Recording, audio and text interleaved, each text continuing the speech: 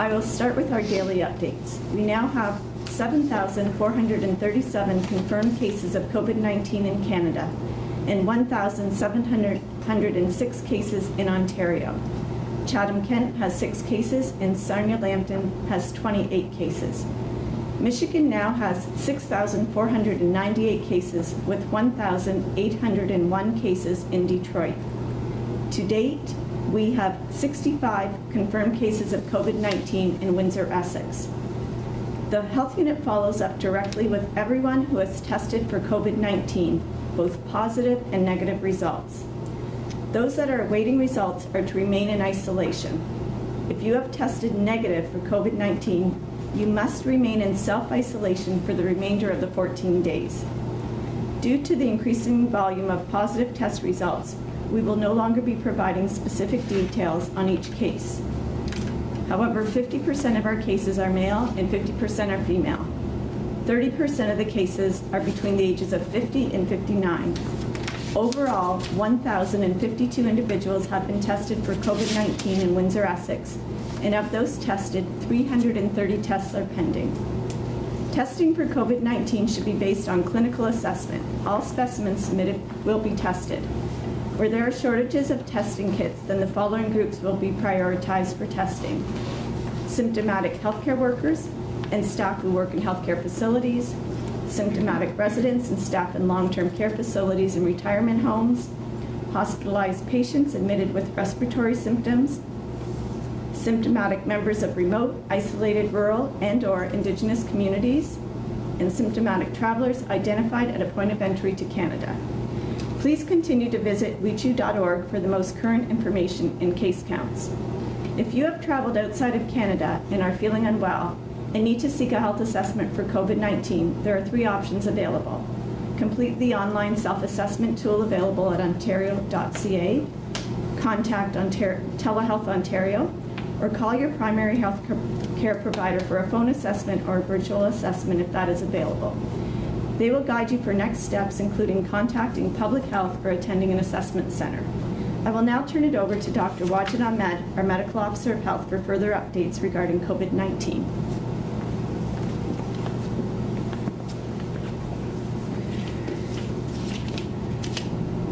Good morning, everyone. As we are clearing the backlog of pending cases, as we mentioned, our case count now stands at 65. We're still waiting to analyze the additional details on some of these new cases. I'll go through the questions that we've received from our audience for quite some time. So first question was, can I go outside? And the response to that, if you are asked to self-isolate, please do not go outside. If you're staying home as recommended for precautions but have no symptoms, you can go outside, but you can limit your trips to ensure that you are practicing physical distancing and always maintaining 2-meter distance from yourself and others. The second question we received, how do you isolate in an apartment building or in the same house? Does everyone have to self-isolate? The response to that is, if you are self-isolating and you live in an apartment, it does not apply to the entire building. People in self-isolation should stay in their apartment and avoid going outdoors. Arrange for food and essential items to be delivered to your doorstep and avoid interaction with others. The same can be said for people living in the same house. If one person in the house is under self-isolation, they should sleep in a separate room, and if possible, use a separate bathroom and maintain 2 meters distance from others in the house. Regular cleaning and sanitizing of shared spaces is important in those cases. I'll now move on to our regular updates, and as promised yesterday, I will provide a summary of the cases as we have seen until yesterday. The epi-summary do not include the data on the new cases we just reported on this morning. 20% of the cases we have seen in Windsor-Essex are a result of possible community transmission, which is essentially saying that there is no travel link identified in those cases. So 20% of those cases are as a result of that. There are a number of people, almost 80% of these individuals have traveled outside of our region, and when we are further breaking it down, 2/3 of these cases have a travel history to Michigan. At least 1/3 of all cases that we have seen are in healthcare workers, and all except one are healthcare worker in Michigan. We do not have case detail on 13 individuals, so the data that I just summarized, it's for those who we have an answer for the response answer for the healthcare worker. Among those who are sick right now, 20% of these cases are hospitalized, and the rest are recovering well in their home. Based on the epi summary, there are two important considerations. First is possible community transmission, as we are seeing in 20% of these cases, and the issue of healthcare worker and high number of confirmed cases in that group. As much as I appreciate the work of my healthcare colleague in their response for COVID-19, they are at the forefront. They take their job seriously with full devotion and take all risk to care for their patient. That is why it is extremely important for us to protect them and from contracting the disease in the first place. And if they do contract, we have to take action to limit and spread to other vulnerable population in the hospitals. We should have a good system in place to prevent them from spreading the disease to their family and to their patients. Michigan is becoming a hotspot for COVID-19 as the number of cases continue to rise. And just in Detroit, the number of cases is more than the number of cases in all of Ontario. This is a concern for all of us. And this is a concern for me and my community. Every time someone is crossing the border and coming in my community is potentially increasing the risk of COVID-19 in our area. We have strong measures in place to restrict travel. Even our recommendations to our community is to stay home and go out only when it's needed. On the same analogy, we should be looking at the possibility of limiting these cross-border travels whenever it's possible. If someone must travel, they should be self-isolating them upon their arrival at their home and do not expose anyone in their family. Do not go outside, do not do anything to prevent any direct or indirect spread of COVID-19 in our community. Given the number of cases that are rising at an alarming rate in Michigan, the measures that are currently in place by all levels of government in Canada to flatten the curve may not work if Windsor and Essex, if we do not limit cross-border travel. We hope to work with federal and provincial governments to discuss cross-border issues related to essential travel and in particular healthcare workers to limit the spread of COVID-19 in our community. Thank you.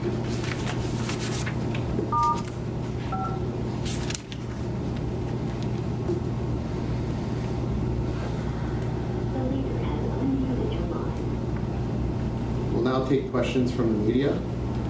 We'll start with AM800. I just wanted to confirm, you mentioned it was 1/3 of the positive cases are healthcare workers. How many work in Michigan versus how many work in Windsor? You may have said that, it was cutting out a little bit there. So among those who we have a response, whether they are a healthcare worker or not, 1/3 of those cases are healthcare worker, and all except one are healthcare worker who work in Michigan. Which I guess goes in line with what we're seeing in Michigan. That is correct. Michigan has a high number of cases, so we expect to see a higher number of cases who are a travel history to Michigan. Of the 20% that are hospitalized, do you have any idea about the condition? Are they critical? Are they on a ventilator? So what we know, 3 of them are in ICU, and the rest are in wards and being managed by their by the physicians there. Thank you. We'll take a question from Blackburn News. Now that we have evidence of community transmission, is there any further steps that need to be taken in your view? Well, absolutely. I think the first and foremost important part is people should follow those recommendations of physical distancing. I think it is very critical now when we are talking about community transmission. So potentially anyone you are coming in contact with could be a case of COVID-19. And in order to protect yourself and in order to prevent and limit the spread of COVID-19, you must maintain that physical distance. When you are out and about, making sure that you're washing your hands frequent and often, and when you are, just limit your travel outside. Like if you don't have to be outside, just don't go outside. And if you have to go, do your work and come back as soon as you can. And even when you're out there, please maintain your physical distance of at least 2 meters. Question from the Windsor Star. Dr. Ahmed, you mentioned yesterday that we are entering a critical time in terms of our fight against COVID-19. In terms of the infection curve, when do you expect it to peak? Well, it's hard to say when we will expect to see the peak, but the number of cases that we have seen in the last couple of days are a result of the backlog that is currently being cleared right now. So it may give us an indication that something is happening right now. It may not be the case. So we will look into it. The data from this week, the individuals who are tested this week or who have developed symptoms this week would give us a better indication of where we are heading with respect to this curve. But across Canada, this week and the next week is identified as the crucial time to see if all those measures that are currently put in place by all levels of government, are they working? Do we need to do more? If you see even our Premier's direction yesterday, limiting the number of people gathering at one place is less than 5 now. So I think those are all strong measures that are put in place and reinforced by all levels of government to ensure that we do take care of these, we do stop the spread. The more action that is taken right now, it will help us in the long run in preventing increase in number of COVID cases. So we are hoping that all of these measures should help us in getting through this quickly. But this week and the next week would be the most crucial week for our community and also across Canada. Last night, the government of Ontario extended the emergency order to close all public playground facilities, recreation facilities, and parks. What comment could you make on that regarding the Essex community? So what we can see clearly, the intention of this government is to make sure that people are following those social physical distancing measures, and there is this opportunity for us to recognize that there are limited activities that people should be engaged in when they're outside. There's strong recommendations especially for people who are immunocompromised, who have chronic conditions, or who are elderly, to stay home and do not go outside at all, period. But limiting access to some of these additional facilities will also help people to stay home, basically, and that's what everyone is looking for: people to stay home, maintain physical distancing, and try to flatten the curve as much as possible. Thank you. Question from Windsor-Essex.ca. Just a clarification on the statistics you gave earlier. Does that apply to all of the 65 cases or just the 44 total from yesterday? That is just for 44 from yesterday. We will add more details to it as we continue to work. The new cases that we have received, where we are at a different state of data collection, and that won't be accurate to include this in our epi summary for today. Okay, thank you. Question from CTV. So, Doctor, you were talking about the frontline healthcare workers in the U.S. and how it's getting out of hand on that side of the border. Are there any measures? Sorry, better yet, is there fear? I guess on this side of the border for the frontline workers working at the hospitals, and what kind of suggestions would you give to them?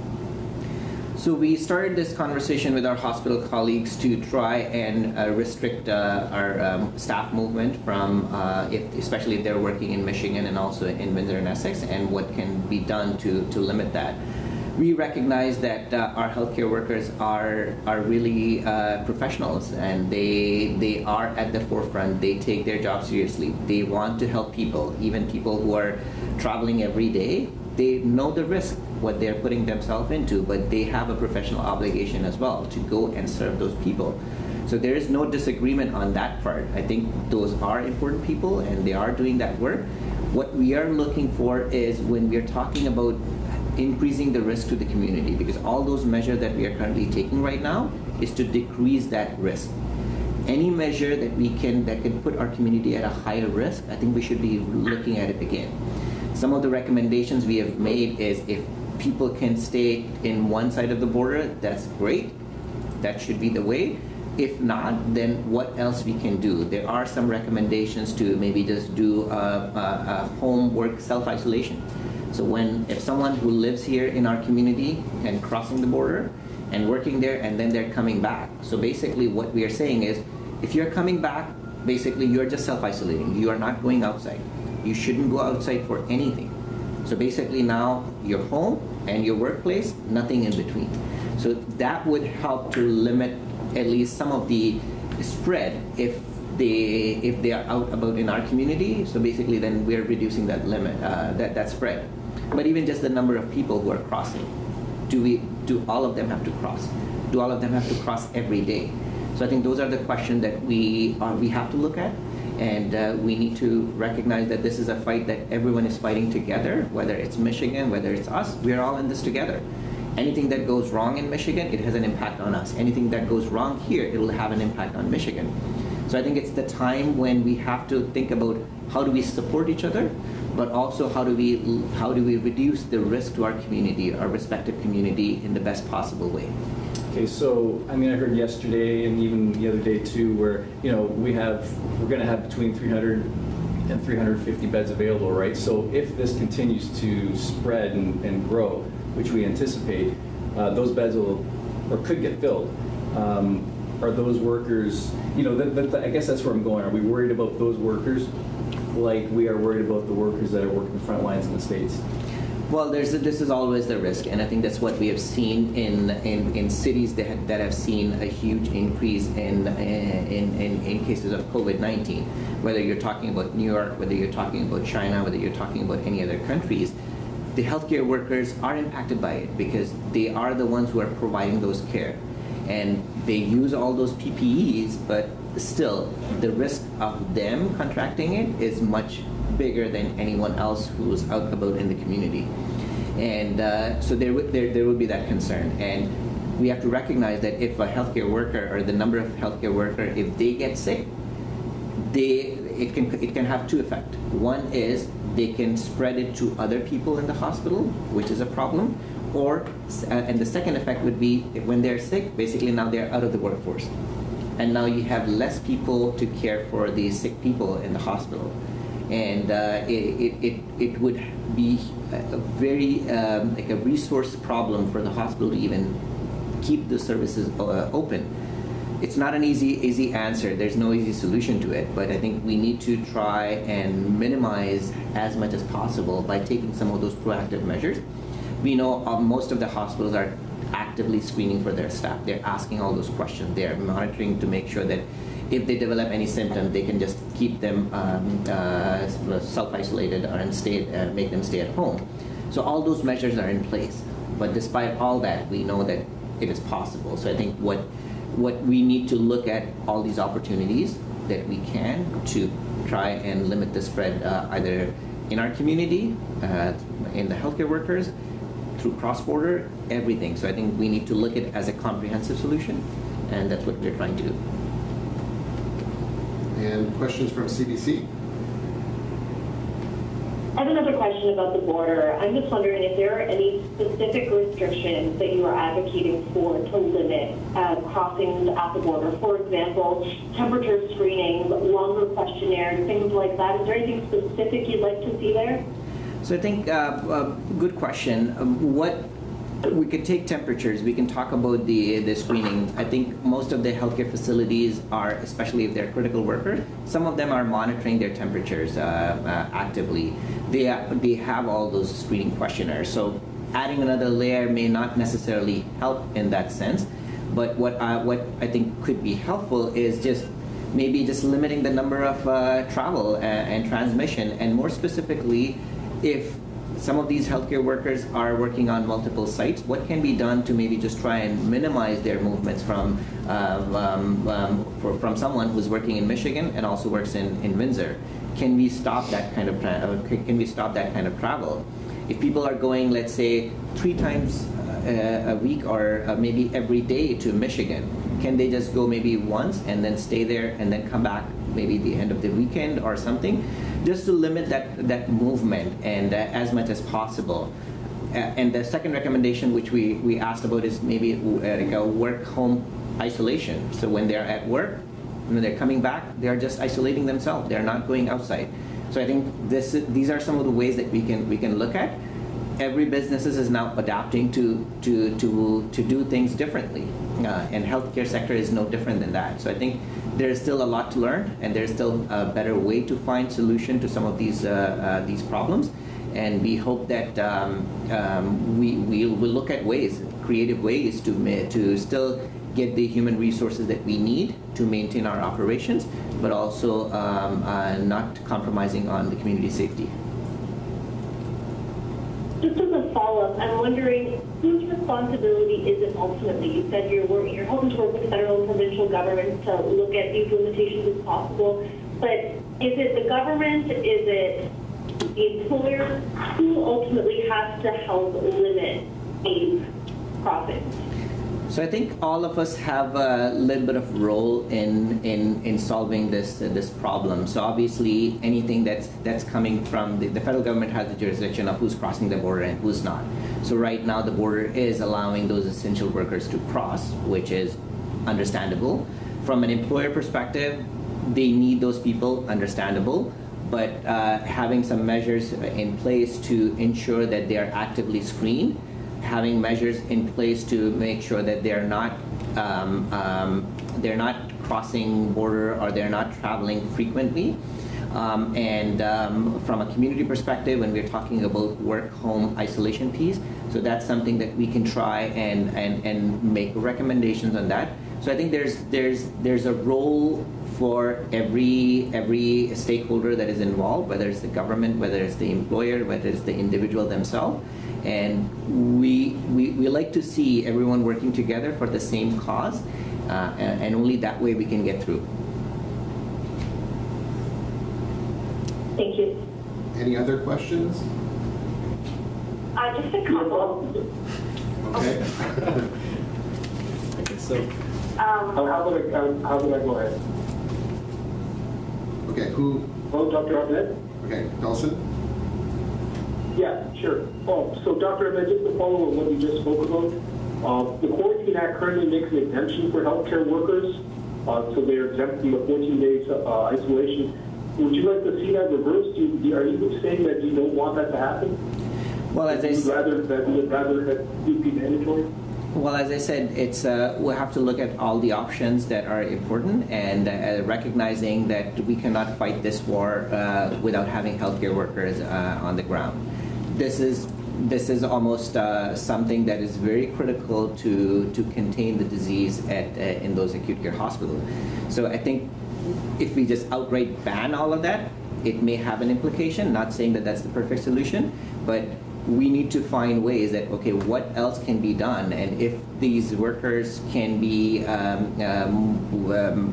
mandated, can be made, maybe have to travel less often. I think those are some of the measures that we can think. We don't want to take away all these important healthcare workers from any hospitals. Nobody would want that, and I think it is, especially in this time around, everyone is looking at their role. The governments or the provinces expanding the role of the nurses to physicians to allow them to provide care to those people who need support to fight this COVID-19.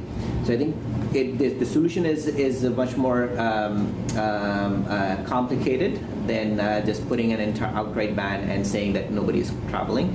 I think we need to look at range of options, that how we can support that, and also how we can protect our community. Thank you. Teresina? Yeah, just somebody actually just texted me while we were here.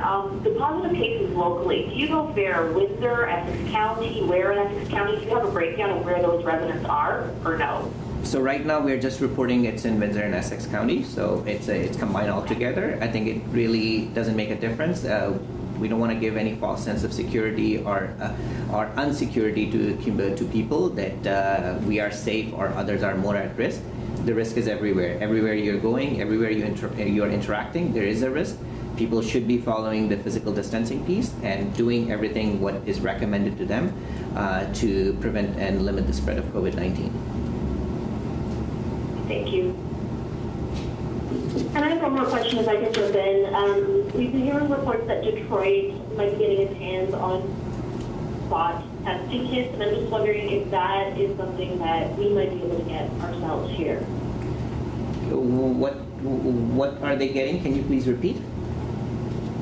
On the spot testing kits is how they're being described, and I don't know if there's anything similar floating around on our side of the border.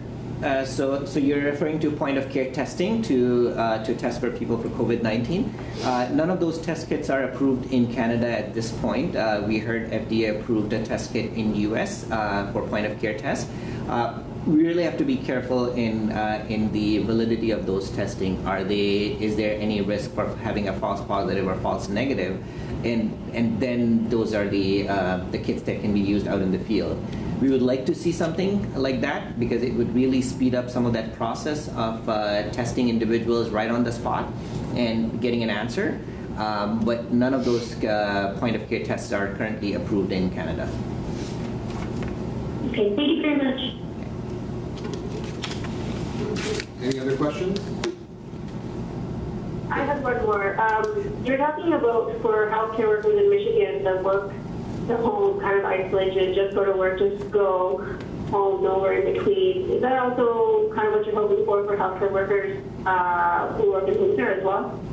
Well, I think that's better for the community and also better for their family as well. And I think we should be treating this issue as affecting everyone. And when we're talking about Michigan and Windsor, basically we're all connected. We have so many people who are commuting daily. We have so many commonalities. Whatever is impacting them, it's also impacting us. So I think we should be treating our workers exactly the same way as much as possible, and try to do everything we can to prevent and limit the spread of COVID-19.